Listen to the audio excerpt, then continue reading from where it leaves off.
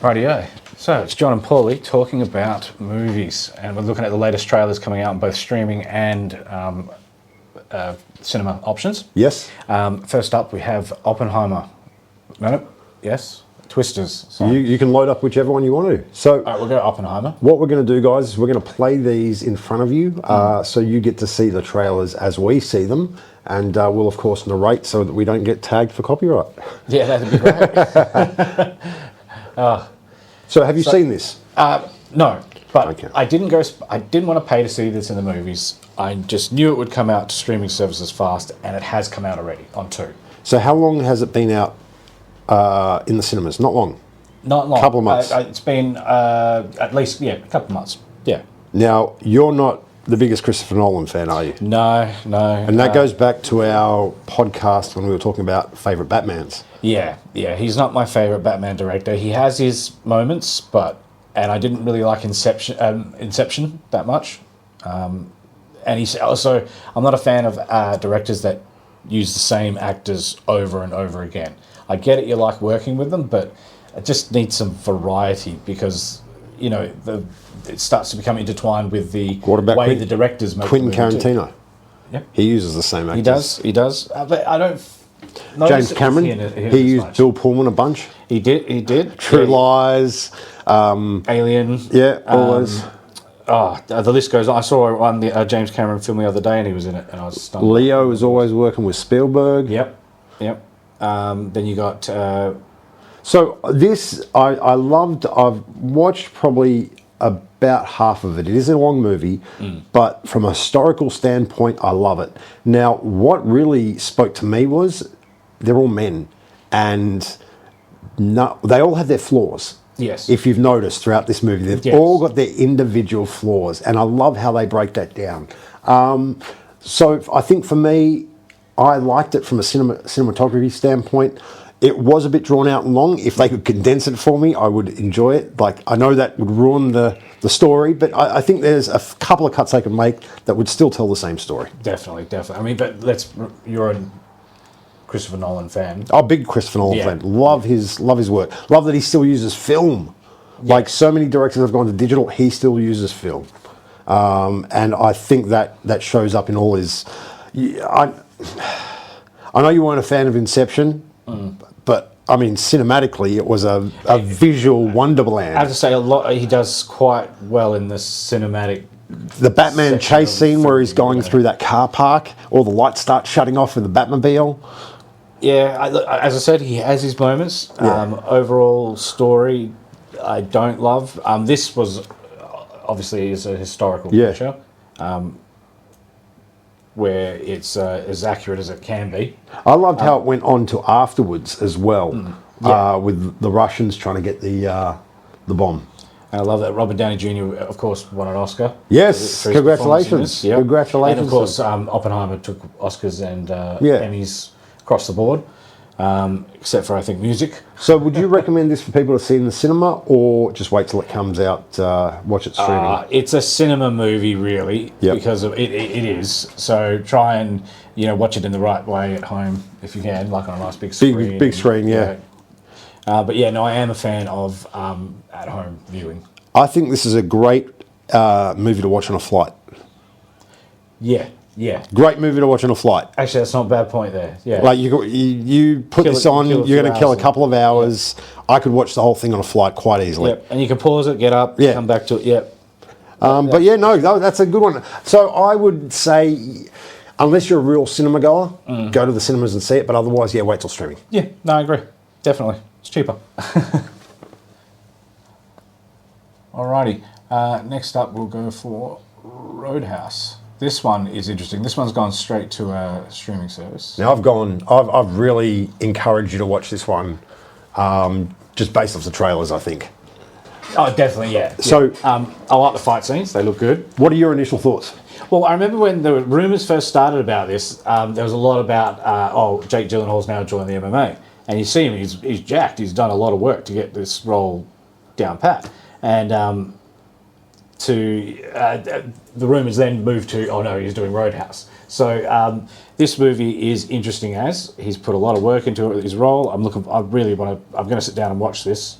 in the next day or two. Your thoughts? So the original was a B movie. Yeah. It was nothing special. That's right. Starring Patrick Swayze. Yes, and these two worked together in Donnie Darko, going way back. But I think definitely not a cinema movie, straight to Prime like it is. But I mean, I wasn't going into it expecting too much. What I did take away from it was I was very impressed with the cinematography again. Those fight sequences are so well filmed. You are right in the action. I'm not sure if I know this is a bit of a slander, I'm not sure if they did the dialogue and script writing during the writer's strike, because some of the dialogue with the characters, it doesn't seem You did mention that, especially with Colin McGregor.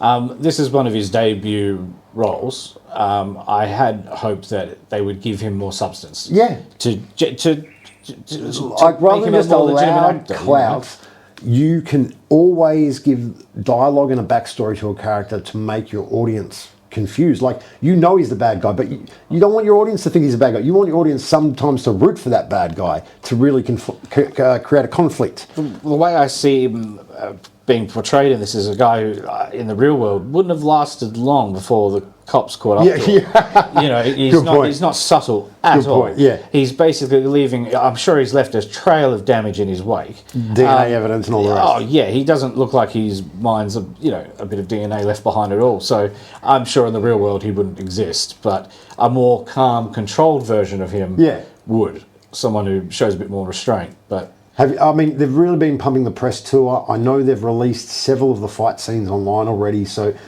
it's either not getting a good reception or I don't know. But I am not expecting big things, but I love it for what it is. Nice, quick flick. Yep, straight to Prime. Yeah. Loving it. Next up, we're going to hit up... Now, this one I hadn't seen. Oh, okay, before you start. Yeah. Monkey Man. Straight away, my first impressions were the 1980s TV classic, Monkey Magic. Yeah, I'm expecting some ninja guy to come out, start going... flying on a cloud or something. and start, lightning bolts and stuff. But then I saw the lineup. Let it play, Yeah. Well, okay, why did you pick this one?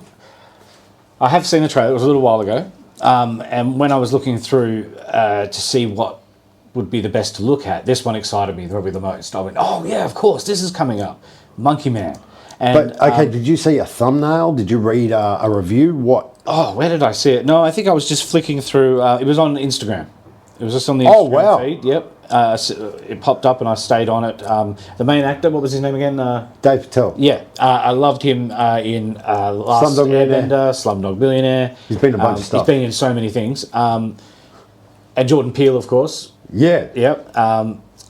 It's Dev Patel, not Dave, sorry. Oh, sorry, Dev Patel, yep.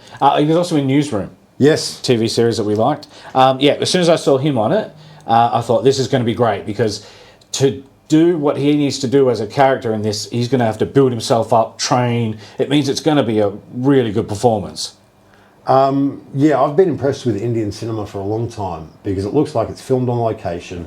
The extras all look as if the sites and locations, and just, if this is the sort of stories and narrative we're getting in cinema we're getting out of India, I'm very excited for what the future holds. It's definitely up there on par with Best of Hollywood. This is a great A-class production, and I know from Jordan's previous work that there is a depth of characters, story, narrative. Yeah. Like, you're going to be challenged as a viewer in this. You're going to be torn apart.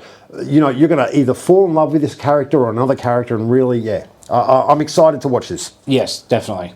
Now, the action sequences. Describe these action sequences. They look brutal. It's no holes barred. Almost animalistic, which is where I think we're going to learn in the storyline, where the Monkey Man sort of comes into the title. That he is quite animalistic, and you see scenes there wearing, fighting with a mask on. Yeah. I don't actually, it's almost premature to review this one because I haven't looked into it enough. So I've seen a couple of these trailers, and you'll recognise many of the cast members, supporting cast that are in this from other great movies. So they've called in all their favours. They've got an A-class lineup. I'm excited to watch it. Would I watch it in the cinema? Yeah. I actually would probably go spend money to watch this in the cinema to support Dev and Mr. Peel. But yeah, man, it's exciting. It's action-packed. I'm locked in right now of this fight scene. Yeah. It's they're just quite brutal, animalistic fight scenes. It's So great. culturally, I always associate bright colours with the Indian culture. Yes. And they bring all of that flavour, that visual flavour into that. And as someone who's very visual, it's exciting. I'm loving it. All right, next up, we will have a look at TV series on Netflix, The Gentleman. Okay, who's it by? This is directed by, written and directed by Guy Ritchie. So How do you pronounce his name? Guy Ritchie. Guy Ritchie? Ritchie. I'm gonna go with whatever you think. Potato. Yeah. It can be anything. So this is a great TV series. I believe it's an 8-part series. A young duke, an old duke, he passes away and he leaves his estate, not to his older son, but to his younger son, to everyone's surprise. Yes. He's, of course, pissed off, the older brother is, but in the days of, learning of his newfound dukeship, he's then approached by someone who's been doing business with his father for years, and he finds out the secrets of the estate. I'm not going to say what it is because it is the first episode's kind of, oh wow. Have you watched it? Up to. Hey? Have you watched the first? Is it out yet? It is out. Yes, I'm up to episode 6. Oh, there we go. Well, even I see in the trailer here, like they're showing that it's a weed operation. Well, there we go. In the when you go onto Netflix and you see the preview, they cut before that part, so you're like, oh, what is it that they're up to? So I started watching it, but in the trailer here, they show that it's a weed operation that's going on underneath their estate. Even Vinnie Jones is in this. Yes, I was about to say Vinnie Jones. Oh, he's so good. Just priceless. Oh, one sec. Forget Vinnie Jones. There's someone even bigger. It's Roy Winston. Roy Winston is in it, isn't he? Ray Winston. Ray Winston. Ray Winston. Yeah, Ray Winston. Yes. Yeah. One sec. Wait, we'll see his name come up. But this all right. So this show goes from episode to episode, and each episode is got its shocks to it, like a shock factor to each episode. Like, oh my god, how do you get into this situation? So what's the premise? They have to get out of a situation? How? The premise is that after finding out that he's got this weed grow that his father's involved in and the cash that we've been getting from it, he negotiates a deal to get them off his land. He wants them gone. But it appears that he keeps getting deeper and deeper and deeper as he tries to get rid of them. Because he has to be bigger and better. Well, yeah, people get killed either by mistake or it's almost a situational comedy. But very typical Guy Ritchie, with that or whatever. I'm just going to say Guy. Well done, Guy. It's very typical him. He married Madonna. He did? Oh, no, wasn't he married to... no, married to Madonna, yeah. Yeah. Anyway, we can cut that. That's definitely that's definitely one to watch. I want to wait till they're all out so I can binge. I don't think I could wait week to week for something like that. Yeah, no, they're all out now, and I generally okay. keep them to 2 episodes at a time. So I get 2 hours. I get movie length things at a time. I have no self-control. I would be watching them all in one day. It kind of hurts your head to binge. It really does. It goes on in the background while I do other stuff. Yeah, I remember. Oh, yeah, true. Next up. I guess, close the ones we've done. Yeah, we'll do that. So Monkey Man is done. Roadhouse is done. Oppenheimer done. Godzilla versus Goldie. Now, we haven't. Let's do this one. That Leave Twisters. I'll be honest. When you first sent this to me, I was like, "Oh hell no!" But then I watched it, and I'm like, "Oh, okay."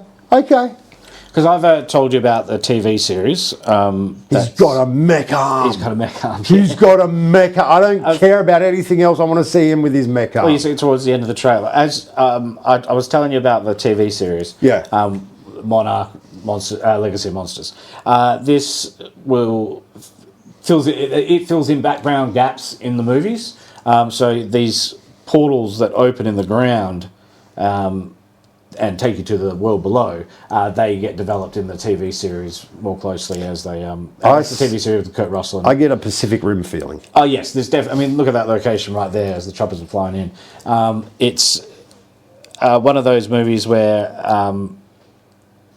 the franchise continues its story. You know.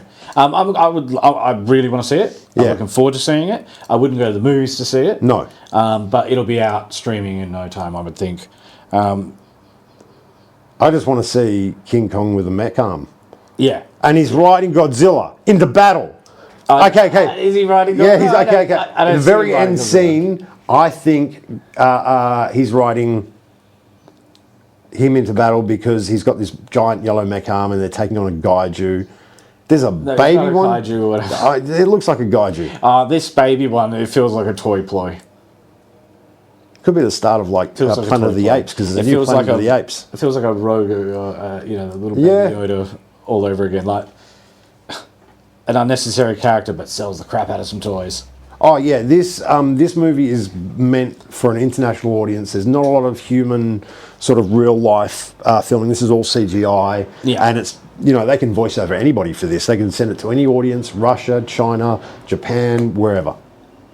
Yeah, This one's gonna make bank. Yeah, that's why. They're already talking about with the director Adam Wingard. They're already talking about another movie to complete the trilogy. The CGI on this would have universe. been cheap as. They've got it down pat now. Yeah. Yeah. Like they can make computer games with better graphics than real life. So it's easy. I agree. I'm still waiting to see where he's riding Godzilla. Who built that arm? It looks like Humankind. Made the arm.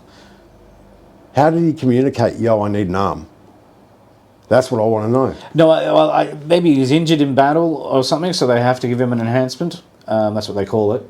We give him some enhancements, and then there's almost Tony Stark style arm. They gave him a Tony Stark arm. Look at that. Yeah, look at that.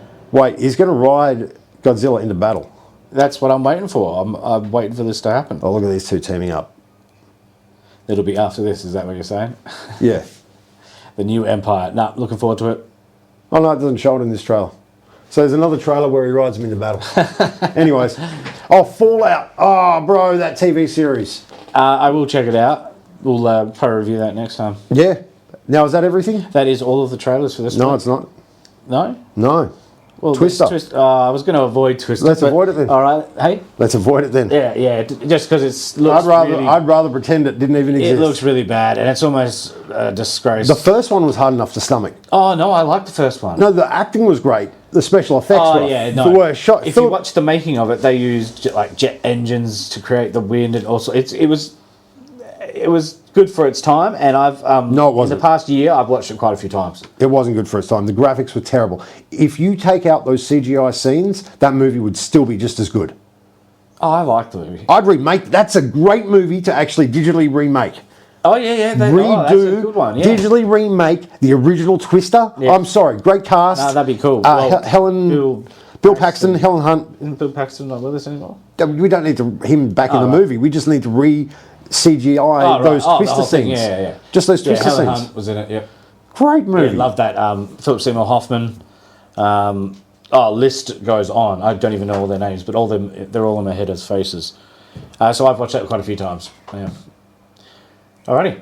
Shall we pack that in? Yeah. Thank you all for listening. Yeah.